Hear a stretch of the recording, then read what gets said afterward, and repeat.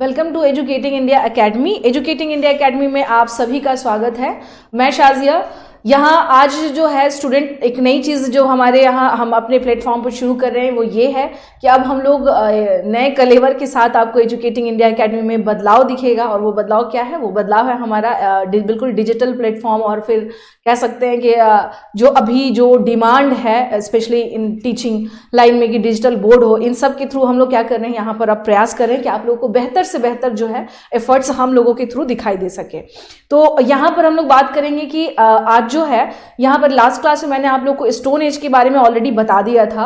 हम लोग यहाँ पर आज जो है डिस्कस करेंगे वो हमारा टॉपिक होगा आपका, स्पेशली मैंने बताया था कि एंशिएंट इंडिया में। यहाँ पर देखते चलेंगे हम लोग कि क्या हम लोग को देखना क्या है, टॉपिक क्या है हम लोगों का, एंशिएंट इंडिया। आई होप कि आप लोगों को ये जो डिजिटल कॉन्सेप्ट है, जो डिजिटल बोर्ड का कॉन्सेप्ट है, ये आप लोगों को बेहतर लग रहा होगा। एंशिएंट इंडिया में हम लोग क्या देखेंगे, स्पेशली जो हमारा टॉपिक है दैट इज ऋग्वेद पीरियड। किसके बारे में बात कर रहे हैं हम लोग? ऋग्वैदिक एज। किसके बारे में बात कर रहे हैं? ऋग्वैदिक एज। ठीक है, ऋग्वैदिक एज यानी ऋग्वैदिक काल। और इसके समय के बारे में अगर हम लोग देखें प्यारे बच्चों, तो ये कब से कब तक है? देखिए, ये 1500 से लेकर के 1000 ईसा पूर्व तक है। ठीक है, और बहुत क्लियरिटी भी देख लीजिए, बहुत अच्छी है इसकी। अगर हम लोग बात करें तो द क्लियरिटी इज परफेक्ट, एकदम बिल्कुल परफेक्ट जा रहा है। आपको देखने में भी जो दिक्कत आ रही थी, परेशानी आ रही थी, तो फ्रॉम 1500 टू 1000 BC, सॉरी मैंने यहाँ पर ईसा पूर्व लिख दिया है। अच्छा, नो सही है, बिल्कुल सही है ये। यहाँ पर क्या है, सॉरी टू से, यहाँ पर आते हैं कब से कब तक का इसका टाइम पीरियड है? From 1500 to 1000 BC। ये जो टाइम पीरियड है, ये कौन सा टाइम पीरियड है? ये है ऋग्वैदिक काल का टाइम पीरियड है। इसके बाद अगर हम लोग देखें यहाँ पर, तो उत्तर वैदिक काल के बारे में बात करेंगे। उत्तर वैदिक काल, ठीक है ना, इसको कहा जाता है later Vedic period. This is known as later Vedic period. ठीक है, अब बात करेंगे कि लेटर वैदिक पीरियड जो है ये कब से कब तक है। तो यहां पर आ जाइए, from 1000 to 600 BC। This is known as later Vedic period. ये एरा आपको क्या करना है, अपने माइंड में फिक्स कर लेना है कि वैदिक काल का हम लोग क्या देख रहे हैं, from 1500 to 1000 BC is Rigvedic age, and from 1000 to 600 BC is later Vedic period. ये कौन सा पीरियड है? ये है हमारा उत्तर वैदिक काल का टाइम पीरियड है। ठीक है, और यहां पर एक चीज और हम लोग को ध्यान रखना है यहाँ पर हम लोग को एक चीज और जो है वो स्पेशली ध्यान रखना है कि उत्तर ऋग्वैदिक काल में जो था वो स्थिति क्या थी। और चूंकि मैंने अभी बताया था कि हम लोग को थोड़ा सा क्या करना है, 2-in-1 कॉन्सेप्ट के साथ काम करना है, ताकि हमारा वैदिक एंशिएंट हिस्ट्री का ये भी कंप्लीट होता जाए, और साथ के साथ क्या हो, हमारे साथ के साथ ये हो कि बिहार का हिस्ट्री भी जो है वो भी हमारा क्या हो, तैयार होता चले। तो देखिए, यहाँ मैंने टाइम बता दिया आप लोगों को। ये दोस्तों यहाँ पर अगर हम लोग देखें तो ये वो समय था जब क्या हो रहा था कि इंडस सिविलाइजेशन का डिक्लाइन हुआ था, पतन हुआ था, और उसके बाद ये एक नई संस्कृति या नया जो कल्चर था वो डेवलप हुआ था, जिसको जाना गया किस नाम से? इसको आर्यकरण भी बोलते हैं। इसे हम लोग क्या कहते हैं? इसको आर्यकरण भी कहा जाता है। क्यों? क्योंकि यहाँ पे आर्यंस आ गए थे। क्यों? रीजन क्या था? क्योंकि यहाँ पर क्या हो गए थे? आर्यंस आ गए थे।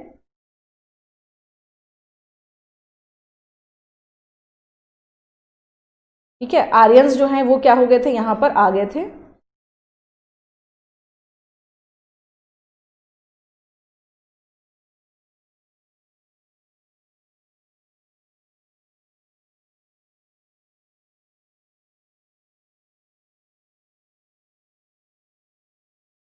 चलिए देखते हैं यहाँ पर आर्यन, इसी वजह से इसको क्या कहा जाता है? इसको आर्य कल्चर भी बोला जाता है।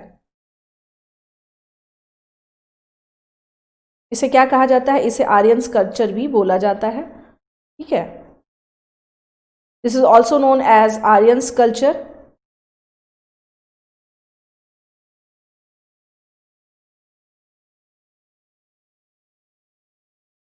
One second.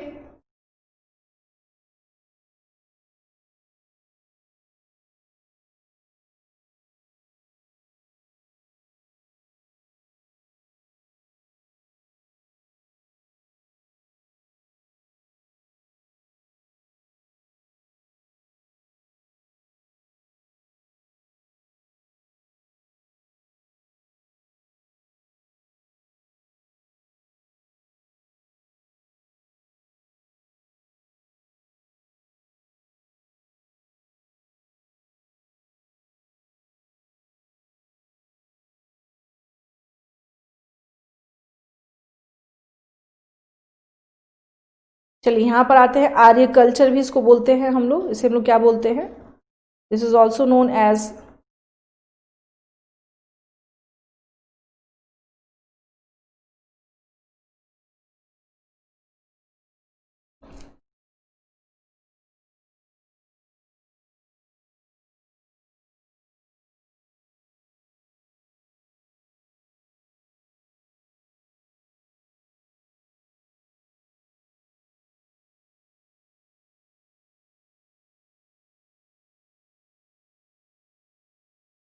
आर्य कल्चर भी इसे बोलते हैं।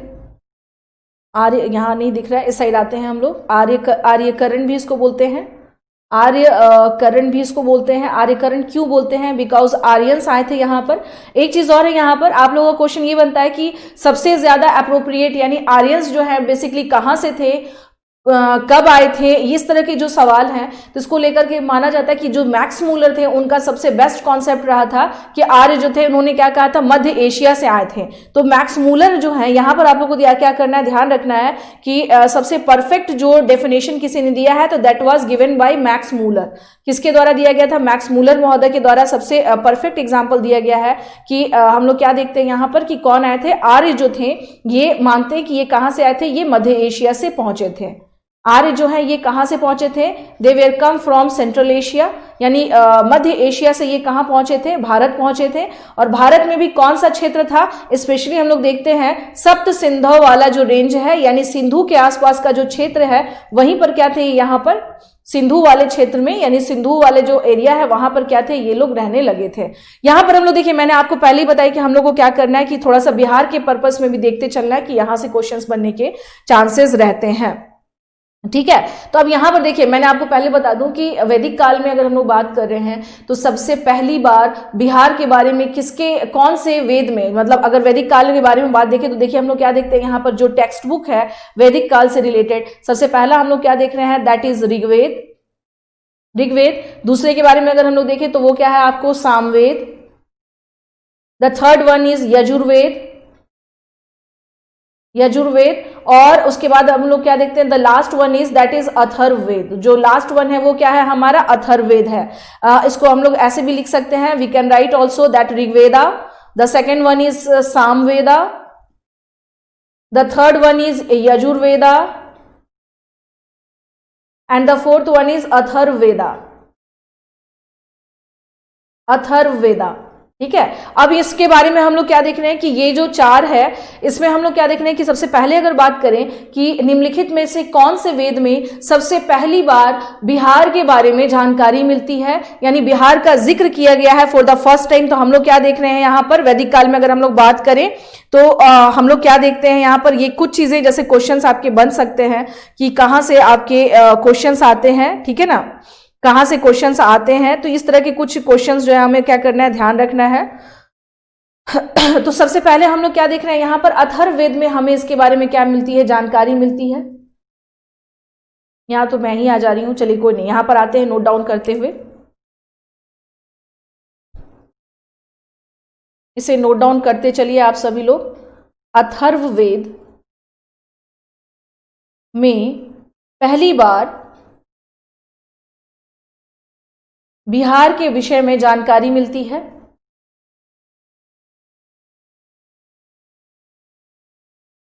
बिहार के विषय में जानकारी मिलती है, यानी it means for the first time Atharvaveda हम लोग क्या देख रहे हैं के बारे में जानकारी मिलती है। ठीक है, किसके बारे में जानकारी मिल रही है, अथर्ववेद में। ठीक है ना, उसके बाद हम लोग क्या देख रहे हैं कि मगध जो क्षेत्र है, ठीक है ना, मगध जो क्षेत्र है इसको अथर्ववेद में क्या कहा गया है, तो मगध को व्रात्य प्रदेश के नाम से जाना जाता था। अगर आपका क्वेश्चन आ जाए स्टूडेंट व्रात्य देश के बारे में, मगध को व्रात्य प्रदेश के तौर पर जाना जाता था, यानी मगध इज फेमस एज व्रात्य प्रदेश, ये व्रात्य प्रदेश के नाम से जाना जाता था। और अगर बात करें इसमें हमें ये भी जानकारी मिलती है कि ये लोग कौन सी भाषा बोलते थे, basically they were spoken Prakrit language. वो कौन सी भाषा बोलते थे, वो बोलते थे प्राकृत लैंग्वेज। वो कौन सी भाषा बोलते थे, प्राकृत लैंग्वेज। अगर आपका क्वेश्चन आता है तो आपको क्या करना है, इसमें बताते चलना है कि ये प्राकृत भाषा क्या करते थे, बोलते थे। अब बात करेंगे हम लोग कि हम लोग अगर यहां पर देखें कि जो मगध का क्षेत्र है उसका आर्यकरण कब हुआ, तो हम लोग देखते हैं स्पेशली कि मैंने अभी आपको बताया था कि लेटर वैदिक एज में हम लोग देखते हैं क्या कि मगध का क्या होता है, आर्यकरण होता है। लेटर वैदिक एज में हम लोग क्या देख रहे हैं, मगध का आर्यकरण होता है। लेटर वैदिक एज में हम लोग क्या देख रहे हैं, यहां पर मगध का क्या हो रहा है, जो आर्यकरण हो रहा है, यानी इन द सेंस कि यहां पर क्या हो रहे हैं, आर्यकरण हो रहा है।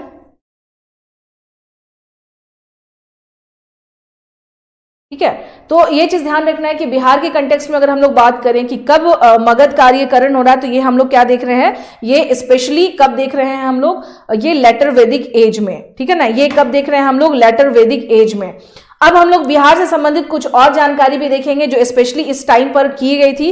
जैसे अगर हम लोग बात करें कि वायु पुराण में क्या कहा गया है मगध के बारे में, तो इसे देखिए नोट डाउन करते चलिए, तो चूंकि या फिर इसको अपने माइंड में क्या करना है, आपको फिक्स करते चलना है।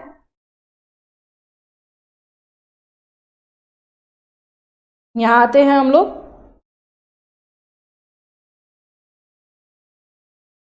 इसे देख लीजिए वायु पुराण। ठीक है ना, वायु पुराण में हम लोग क्या देख रहे हैं, वायु पुराण में किसके बारे में बात कर रहे हैं हम लोग कि स्पेशली जो गया का जो क्षेत्र है, वायु पुराण में गया के क्षेत्र को,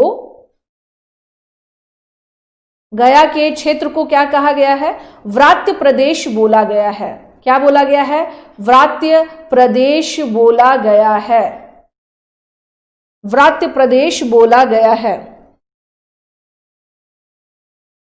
ठीक है, इसे क्या बोला गया है, व्रात्य प्रदेश बोला गया है। ठीक है ना,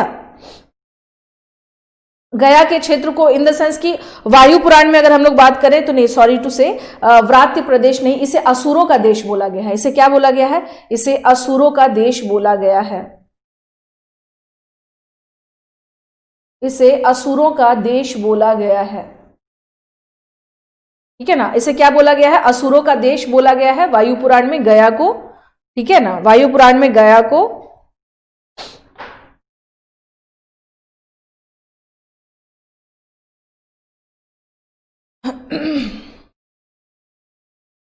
अब इसमें हम लोग बात करें कि आर्यों का विदेह के क्षेत्र में बसने की जो चर्चा की गई है वो शतपथ पुराण में मिलता है।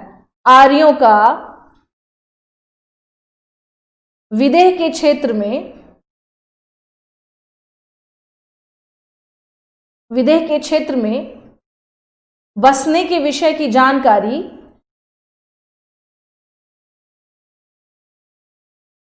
के विषय की जो जानकारी है, की जानकारी हमें किससे मिल रही है, आर्यों का विदेह के क्षेत्र में बसने के विषय में जो जानकारी हमें मिल रही है वो हमें शतपथ पुराण से मिलती है। वो हमें किससे मिलती है, शतपथ पुराण से मिलती है।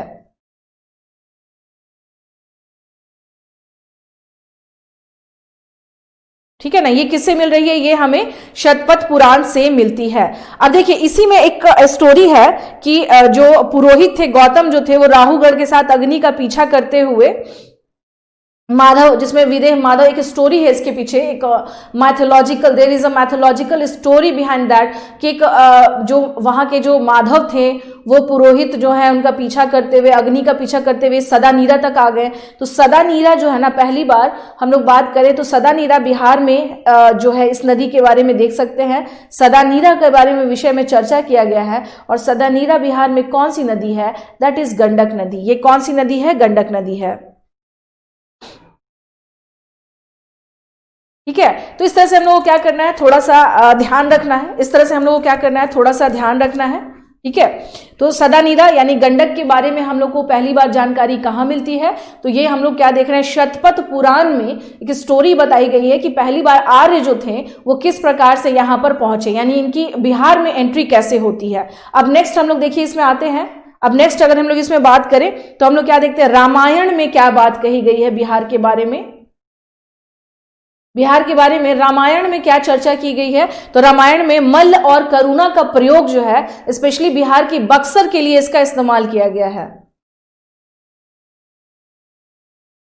मल्ल और करुणा का प्रयोग जो है किसके लिए हुआ है, ये बिहार के बक्सर के लिए इसका इस्तेमाल हुआ है। बिहार के बक्सर के लिए इसका प्रयोग हुआ है।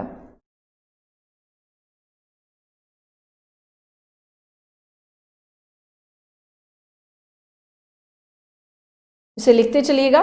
मल और करुणा का प्रयोग जो है बिहार के किसके लिए किया गया है? That is for Buxar, Buxar का इस्तेमाल किया गया है।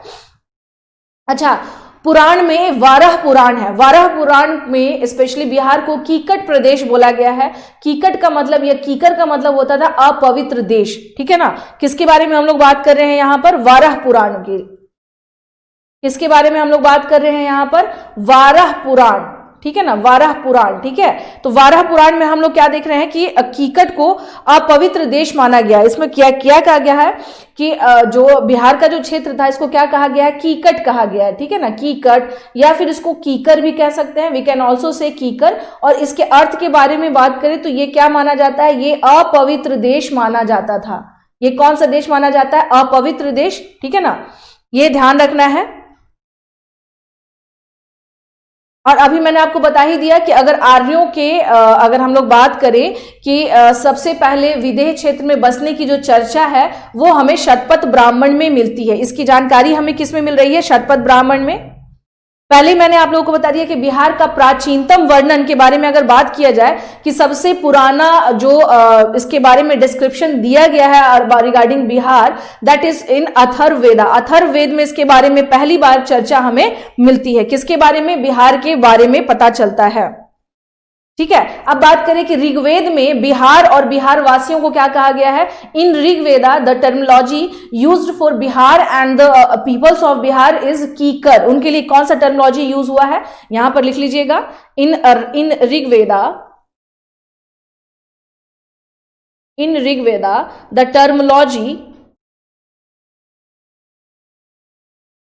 टर्मिनोलॉजी कीकर इज यूज्ड फॉर, किसके लिए इस्तेमाल हुआ है ये? द टर्मिनोलॉजी कीकर is used for Bihar, and the people of Bihari's and the people of Bihar's.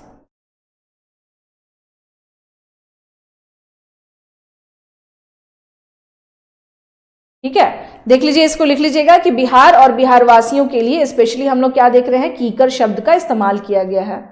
Bihar और बिहार वासियों के लिए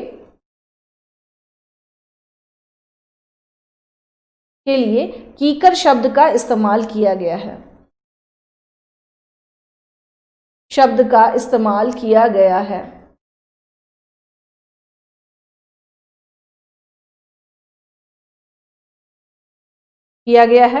ठीक है।